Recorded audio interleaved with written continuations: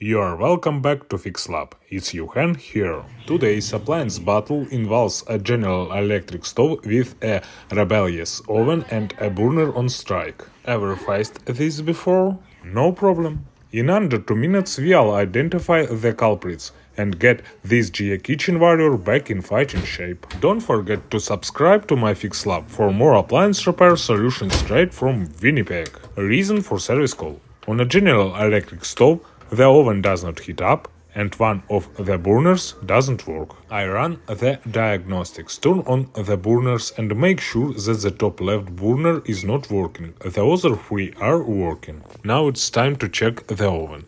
I alternately turn on the baking and grill modes. The grill mode works, but the baking mode doesn't. To identify the cause of the burner malfunction, I remove it and check it with a multimeter.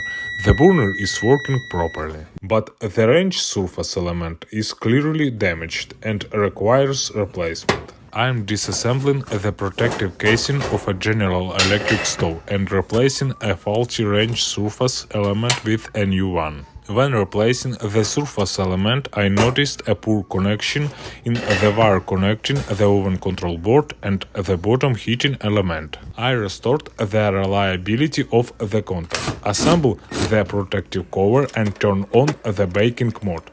Success! The oven operates in all modes. I install the burner and turn it to maximum heating mode to check. Success accompanies me again. All heating elements of the stove are in working order. The GE electric stove is technically fully functional and ready for use. You subscribe and like. I am making new videos on appliance repair and maintenance. Together we can fix any problem. See you soon.